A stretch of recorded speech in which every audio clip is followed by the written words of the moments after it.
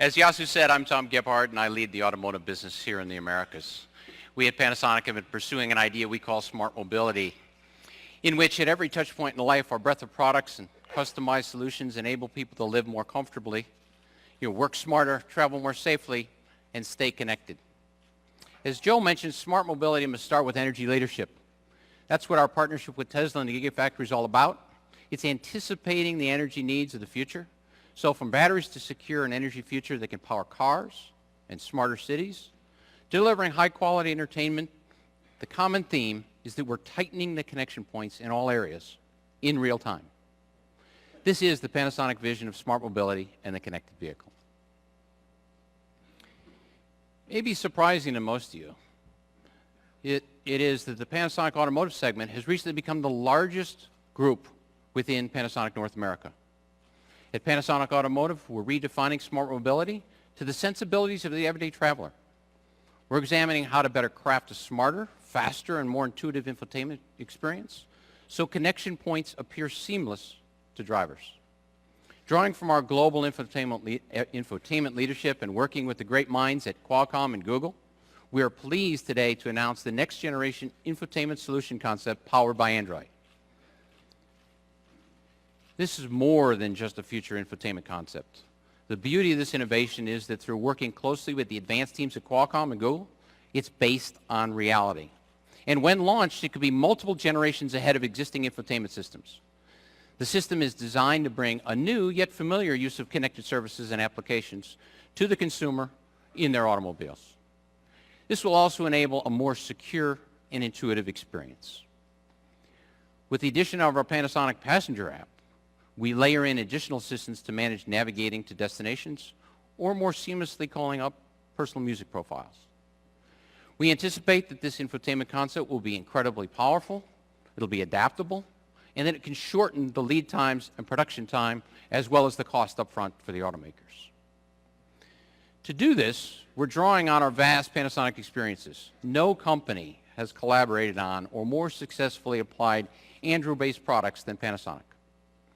In fact, since 2008, and as longtime collaborators, our Android products span from personal and home to the more exacting standards required in retail, commercial, industrial, avionics, and now to automotive-grade operating systems in the infotainment area, which we're so well known for. You can see a working proof of concept of this advanced platform, both in our booth as well as Qualcomm's automotive booth. And there's more. I mentioned we're truly studying tighter connections.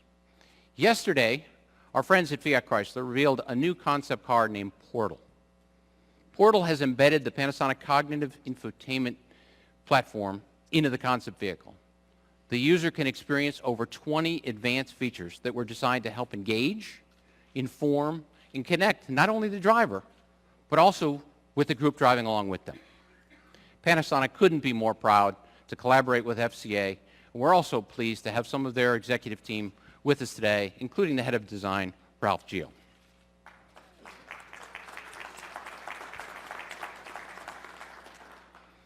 This concept car we worked on together has features that authenticate the driver with facial recognition, tailor the driving and listening profile with personal profile audio, and can even initiate a drive-through order at a quick-serve restaurant, and then pay for it through our cognitive infotainment system. All of this is enabled with in-vehicle natural language voice recognition. To perfect the always difficult voice portion of this, we collaborated closely with IBM's voice recognition team as well as their IBM team, as well as their automotive team. Thank you to the IBM team that made all of this possible. You can see the Portal physically in the FCA booth and the virtual experience in the Panasonic booth. Now changing gears a little bit. One day when the driver is able to take eyes off the road and hands off the wheel and feet off the pedal in the safety of their own autonomously powered cabin, what will that look like and what will they do? Our vision for the autonomous driving experience will be shown in the Panasonic booth in the form of an autonomous cabin concept. This concept interior has numerous consumer electronic features, including an active digital tabletop projection, projection on windows, an ambient sound and lighting environment. And it's not unlike products that Panasonic has supplied for years to your living room, but they're now coming to the vehicle. I encourage you to experience it for yourself. Although this is currently a concept, the actual implementation of autonomous driving is not that far away. And frankly, no level of car-to-car messaging in the new world of autonomous can happen without the car being more tightly connected to the road and infrastructure. In fact, as you heard from our CEO, the Panasonic Smart City effort has a very strong automotive component to it as well. Just 2 months ago, we joined with the Colorado Department of Transportation in announcing a project to create a connected highway on 90 miles of I-70 roadway from Denver into the mountains. In Japan, Panasonic's been a trailblazer in developing connected transportation systems and smart highway technology. We're bringing some of those technologies to Colorado to work with the state to make transportation smarter, safer, with considerable energy savings. To tell you a little bit about that and how we're collaborating to make roads smarter and safer, I'd like to introduce Executive Director of the Colorado Department of Transportation, Shaylin Batt. Shaylin, welcome. Thank you. Can you tell us a little about the smart highway that we're putting together and collaborating on in Colorado? Yeah, so when we met with Panasonic, we were very struck by their vision, which is talking about a better life and a better world. I believe that state DOTs exist for two reasons, to save lives and to make people's lives better. But on the saving lives thing, we are losing this battle. We talk about getting towards 0 deaths, and we're actually going the wrong way. So last year, 35,092 Americans lost their lives on American roadways. That is the equivalent of a 747 crashing every single week. And so in Colorado, for the last 2 years, we've seen a 10% year-over-year increase in fatalities. That is unacceptable. And we know that 90% of these crashes can be eliminated with V2V technology, V2I technology, connected vehicles, autonomous vehicles. So that's the vision of the future we have. That's the genesis of our RoadX program, where we go to the private sector and say, what ideas do you have to make this better? And that's what we're going to work on this 90-mile stretch of I-70 with Panasonic. I entirely agree. I think safety has got to be a priority, but there's more to it, right? There's this ability to enable some of the people that can't drive today, and I think you could talk a little bit about this whole enablement and that whole initiative.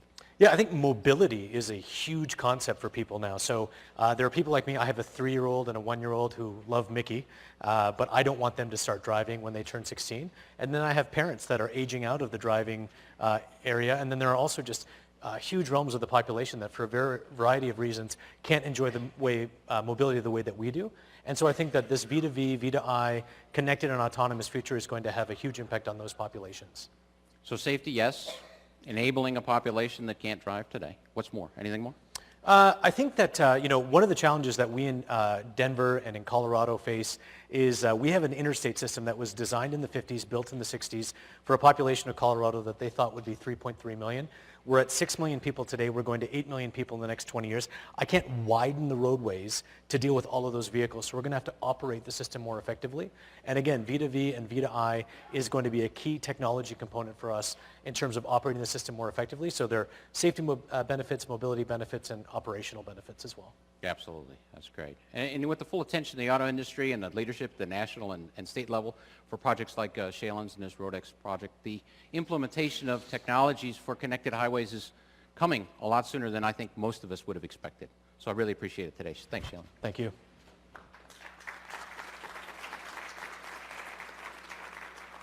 You know, and I really think the real benefit of this partnership is the joint commitment to save time, create convenience, and perfect the convergence between the consumer and the auto. So one day, just like flying, we'll be able to just sit back and enjoy the ride. And it has to start with an autonomous foundation that's very similar to what we're doing in Colorado with RoadX. So please visit our booth. We have a disruptive autonomous V2X vision that you really should see.